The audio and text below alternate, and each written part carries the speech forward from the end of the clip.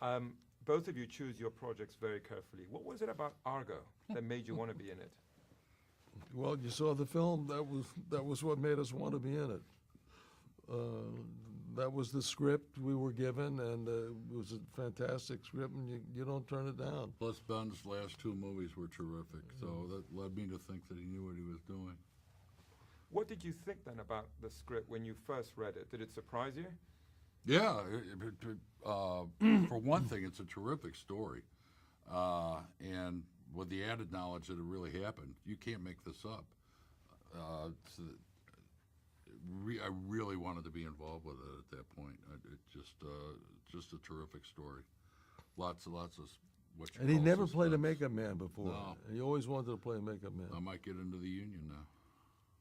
And Alan, what did you think when you read it? Same, I suppose, the same thing.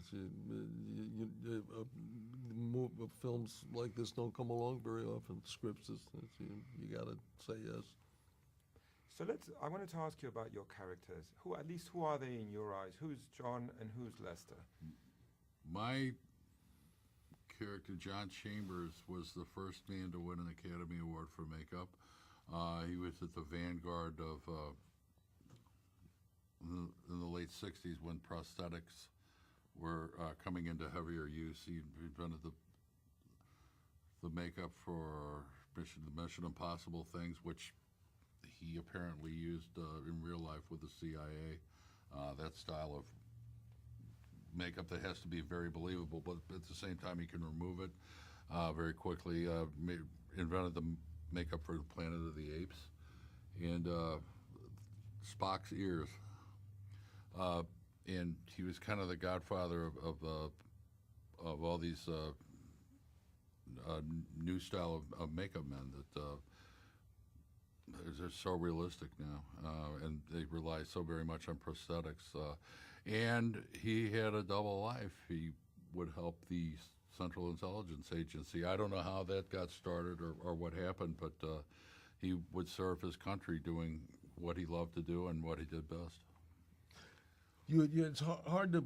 John wouldn't want this said about him particularly. He's a very modest guy. He says, but before we started the movie, he spent 4 months with his left hand in liquid latex and his right hand making secretive phone calls to people at the same time. He wouldn't want that to be talked about, but it's true. And Alan, what can you tell us about Lester Siegel? I can tell you nothing. He was a real guy, and I did some research on him and found out that whoever wrote the script paid no attention to the research, so I abandoned my research and just played Jack Warner. It's amazing how these real stories sometimes are more incredible than anything we can imagine. Well, like Mark Twain said, he said that the difference between fact and fiction is that fiction has to be believable, because fact is sometimes even stranger. I read a quote from him that, you goddamn little hillbillies, get off my lawn. Is that true? Yeah, he once said that. I think another thing he said that I loved, he says, opera's not as bad as it sounds. John, what do you think about that? How sometimes real life can go much further? Well, you could not make this up. Somebody did make it up. Yeah, somebody made it up. A lot of people made it up. You're proving me a liar. You're calling me a liar. No. It didn't just happen. Yeah. Tony Mendez made it up. Yeah, Tony Mendez, the author of everything. Yeah. How much did you both know about this before getting involved in this project? I didn't know about it. I'm an actor. I don't read the newspapers. Do you read your reviews? You read the Variety? I tried not to. It's in the Variety.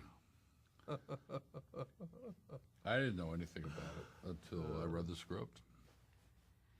And I'm wondering, how much did you enjoy playing these characters, which have also a great sense of humor, I felt, and that was very important in the movie. Well, my favorite pocket, if there is such a thing, is to play serious comedy. Is comedy in which there's an underlying importance to an event, and not just slapstick silliness. That's my favorite kind of thing. And this falls right into that category. And for you, John? I was speaking.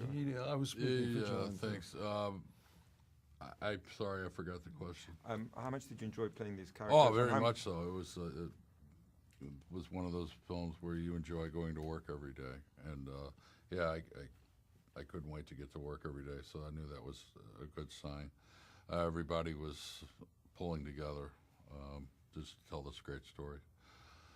When people see the movie, they're going to think, what these guys are saying about Hollywood, is that true? Would you say it was accurate? Well, you could have gone even further. I'm just wondering.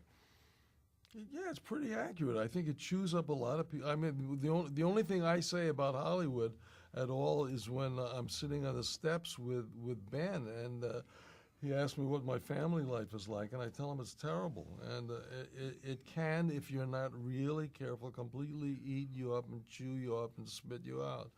And I think that's absolutely true. Yeah, it was a great moment. I'm a terrible father. Do you have kids? Yeah.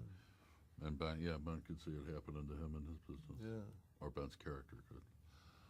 And in your opinion, John, the portrayal you give of Hollywood, would you say it's accurate? As far as I know, I try to keep myself divorced from any stuff like that. Some by choice, mostly. I haven't been invited to the party, so I really don't know. It seemed pretty accurate. I don't think anybody feels like they've been invited to the party. I feel like everybody feels like an. But it feels like everybody with me, sometimes.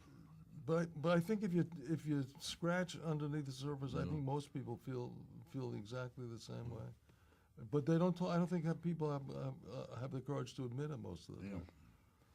You were mentioning. Where's the party? Where's the party? What's wrong with me? Yeah. And then you were mentioning that scene with Ben. It's quite extraordinary to work with an actor that at the same time is directing a movie. That's not something that happens all the time. What was that experience like for both of you? Well, I told him not to look at me. I told Ben, don't look at me ever when we're acting together, because I don't know whether you're acting or directing. And I don't want to be having the eyes of the director. No, I'm not. He's meticulous, but he's also easygoing and supportive. So it wasn't easygoing and supportive because he's so meticulous. Yeah. Because everything was so well prepared for and thought out. And he's a terrific storyteller. Yeah, I mean, everything was very richly detailed. And then when you finally saw the film, what did you guys think? I was blown away. I was on the edge. It was better than the script, and the script is great. He was on the edge of my seat. Yeah, I was. That's how much. And I knew what was going to happen. How far on the edge he was. Yeah, I'm an edgy guy.